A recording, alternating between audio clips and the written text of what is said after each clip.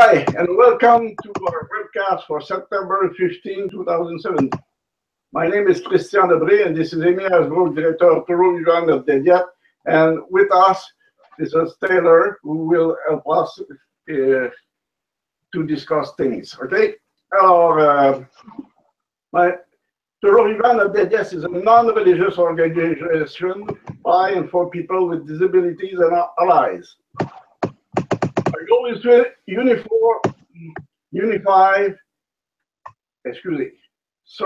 our goal is to inform, unify, and give voice to disability rights opposition to assisted suicide, euthanasia, and other ending of life practices that discriminates against people with disabilities. Today's topics: United Nations draft comment on right for life, right to life, favor assisted suicide. The second one is Canadian Mental Health Association oppose expanding assisted suicide and euthanasia to people with psychiatric disabilities. So to help us with the subject, Amy Asbrook. Great, thanks. Okay, the United Nations draft comment on the right to life favors assisted suicide, which is kind of bizarre. Right to life, assisted suicide. In August, we found out that the United Nations Human Rights Committee was updating its general comment on the right to life. On the right to life section of the Convention on Civil and Political Rights. The general comments are the Human Rights Committee's interpretations of Article 6 of the Covenant. So when the United Nations produces a general comment, that's a sort of interpretation of whatever section they're interpreting. Yeah. So this is the third time that an interpretation is being issued, the first since 1985. In the 10th paragraph, the update suggests that UN members should permit the legalization of assisted suicide. TVNDY will be submitting comments on this section before the October 6th deadline, encouraging the United Nations to oppose assisted suicide and euthanasia. And for more information, we have a link in our text. So if you get the text version or go to our Facebook page and look at the text version of our webcast text, you can see the link and go and make comments. You should do a copy and paste because, or click on it because it's a very long one. Yeah. Okay, but every citizen, any kind of citizen, have the right to do some comment to United Nations. Yep. Yeah. Okay, first, the UN statement recognizes that people think about suicide when in crisis and in a place of vulnerability, which is true. Therefore, the decision to end one's life cannot be made freely, and member states should prevent people from acting on suicidal feelings. And this is the one excellent point of the whole section. Yeah. So, sorry, go ahead. Essentially, they're discriminating between two types of suicide. Sorry, technological issue here. If you have some kind of disability or medical problem, then your crisis is severe enough to warrant death. Otherwise, it isn't. Right. As usual in this debate, talking out of both sides of their mouth. Right, exactly. The next part proposes that countries should allow or not prevent, quote, medical professionals to provide medical treatment or the medical means in order to facilitate the termination of life, end quote. In other words, countries should allow assisted suicide or euthanasia. As is usual in these discussions, the committee starts sending mixed messages. And that's absolutely true, because we'll talk about who's eligible under their description. The committee's description of the people who would benefit, quote unquote, from assisted suicide. Right. But they say benefit, so I use that word. Uses very ableist language. Assisted suicide and euthanasia would be allowed for, quote, catastrophically afflicted adults, such as the mortally wounded or terminally ill, who experience severe physical or mental pain and suffering and wish to die with dignity. So there's that nasty phrase again, dying with dignity, as if living with a disability is not dignified, or as if disabled persons can only have dignity if they die. No, Right. that's completely wrong. Did you want to add anything, Taylor? I'm curious as to how they'll apply it to the mortally wounded, considering that seems like a population that will die quite soon anyway. Yeah. Yeah. Will they just not treat and provide pain relief, or sedate someone to the point where their vital functions are affected? Right. And there wouldn't be time to go through a proper selection process in that case. So it's kind of interesting. Yeah. That is an interesting question, because if they do approve this, then there might be situations where people who are wounded wouldn't get proper treatment if their wound were considered mortal. Yeah, it doesn't worth it. Right. Leave it alone. Right. Not that they refuse treatment, but they wouldn't be offered proper treatment. Exactly. Okay. Taking this sentence apart, the United Nations is reserving assisted suicide and euthanasia for afflicted adults who experience physical or mental pain and suffering and who wish to die with dignity, including a subset of people who are mortally wounded or terminally ill. So it's, as usual with these laws, they're supposed to only be for people who are imminently dying, but in fact it covers a lot wider scope of people. Yeah, because it's kind of impossible to know exactly who will die or not, Right. if they are treated properly. Right, exactly. What they're really saying is that assisted suicide and euthanasia are acceptable for people with physical and psychiatric disabilities and those who are dying. Mixed messages indeed. The committee doesn't talk about the cause of the physical or mental pain and suffering. While everyone is eligible for assisted suicide has some kind of disability, life with a disability is not as awful as it is made out to be. Most problems associated with the disability come from discrimination, physical barriers, and a lack of supports for independent living. This is certainly the case in rich nations like Canada, but solving such problems is the goal of the Convention on the Rights of Persons with Disabilities. And the CRPD even has a section on Article 10 in the CRPD has a section on the right to life, but again, it isn't very strong, and given the fact that Canada has passed a law, that was something that was noted in the comments on the report on the CRPD, that Canada's passed a law and it isn't doing a very good job monitoring what's going on.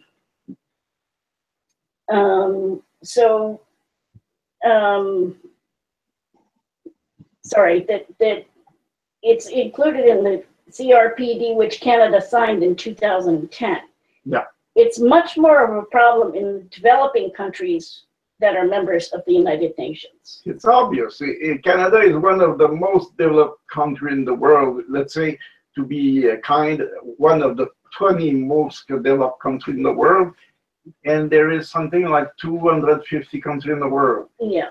And we know that most people who need it don't get palliative care. And even in Quebec, where the law is supposed to be about palliative care For everybody. For everybody, and then, assisted suicide for people who want it, that hasn't made palliative care universally available. Yeah, before the law, it was around 30-something, 37, 38.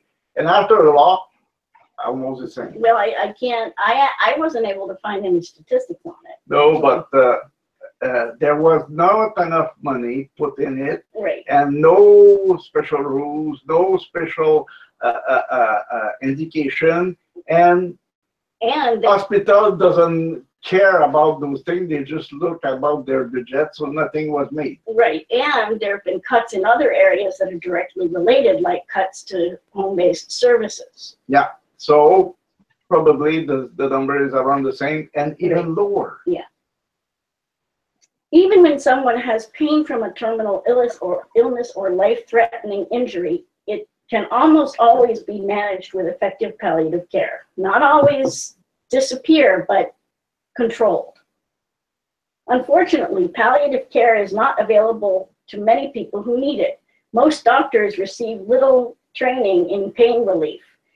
And again, this is true of doctors in wealthy countries. Imagine the struggles of poorer medical systems around the world.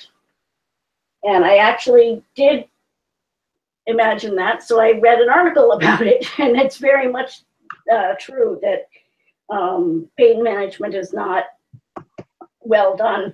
The top 10 countries consume 85% of the opioids in the world.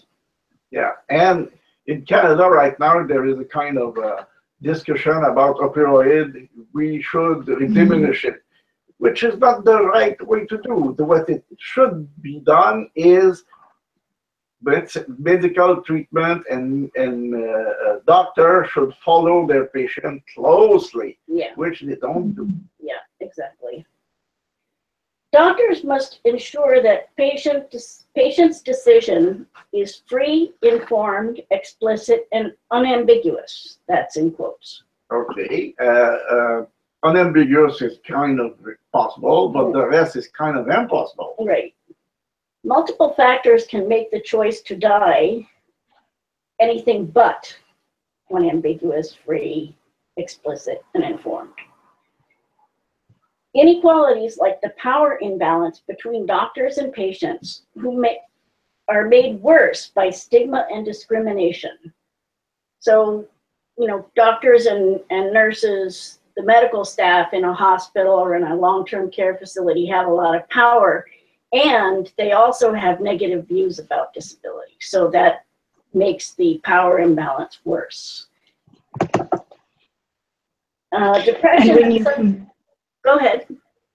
When you combine disability discrimination with another kind, gender discrimination, for example, the problems get even worse. Right. I agree. Yep. Yep. Depression and substance abuse may temporarily affect a person's outlook on life and ability to make decisions. The appeal of assisted suicide might change over time in these cases. So Harvey Chochinov is one of the main researchers on suicide prevention. Him and Herbert Hendon both have done studies that have shown that when people's existential and physical suffering is improved, then they are less likely to want or change their mind about assisted suicide. And that's very common. For me, it's obvious. Yeah. The committee asks countries to ensure the existence of robust legal and institutional safeguards to, quote, protect patients from pressure and abuse, unquote. As we've seen in Canada, eligibility requirements and other limitations can be challenged and changed. Prognoses of terminal conditions might also be wrong, and when medical staff are involved in a death that does not meet legal standards, of course they aren't going to tell anyone. And we know that by the fact that there are studies that show that there's no problems, but those studies only look at the reported assisted suicides. If the study looks at deaths compared to the reported assisted suicide, they come up with a lot of deaths that were euthanasia or assisted suicide but weren't reported. Auto-correction without overlook. Right, exactly. What will you do if you do a mistake? Right. And Canada still has not come up with regulations for monitoring the program. And Quebec is, go ahead. Nope, sorry, I cut you off. Quebec is behind on producing its reports from the Committee on the End of Life Care, so, because they have difficulty. right, there's no monitoring. Yeah, and kind of impossible to overrule those kind of things. It should be monitored closely, which is not made. And the patient, when there is something goes wrong, anyway, the patient is dead, and nobody may complain after it. Even the family doesn't do anything because say, oh, it's better like that. It's already finished. No, do nothing. It's so and so on. Right. Did you want to say something, Taylor? I read something that hinted that the federal regulations may come out early next year, though. Yeah, I saw I'm something not. like that, that they would be finalized and become active in 2018, but Yeah, they have to go through the public process first. Yeah, 2 or 3 years after the law is in function. Right. So what happened in these 3 years? Nobody knows. Right. Exactly. And I think the example of Quebec's ending of Committee on End of Life Care is pretty good example of how this program gets out of control, but they have not even, well, I mean, it seems like they've given up on trying to analyze the individual cases, basically. Yeah, the famous committee who's supposed to be monitoring all those things have a backlog, too much for them. They will never catch up, Right. whatever they do. And even that, the government just send them on the wrong track with a new mandate. Right. Yeah, I mean, the government got all huffy about wanting to increase access to assisted suicide, and so they sent the committee on that track, rather than making sure that people aren't being killed unnecessarily. People with disabilities, including elders, are more likely than non-disabled people to be abused financially, emotionally, and physically. The addition of assisted suicide can make a dangerous situation lethal. Doctors in the Netherlands and the Flanders region of Belgium have already killed hundreds of people without an explicit request. And consider Kate Cheney, an 85-year-old woman with dementia. Though Kate was found incompetent to choose assisted suicide and vulnerable to coercion by her daughter shopped for a doctor until she got the approval for Kate's assisted suicide. And that was a case out of Oregon, so. Yeah, doctor shopping. It's obvious. If you don't have the answer that you want, you go elsewhere until you have the answer that you want. Right, and that's fairly typical. Even though in this case it was the daughter providing the impetus, not the woman who would be killed. Okay, our second topic is Canadian Mental Health Association opposes expanding assisted suicide and euthanasia to people with psychiatric disabilities. But before I go on, Taylor, did you want to add anything about the other subject?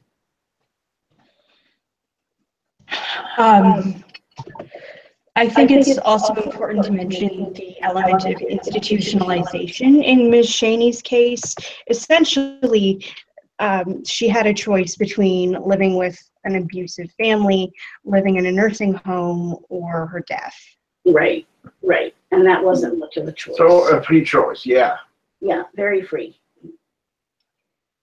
Okay, let's see, right. Last week, the Canadian Mental Health Association released a position paper opposing assisted suicide for people who only have psychiatric conditions, or who ask based on their psychiatric conditions. And that's good news.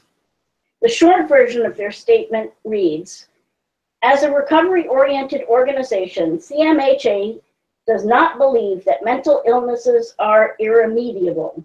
We recognize that people with mental illnesses can experience unbearable psychological suffering as a result of their illness, but there is always the hope of recovery.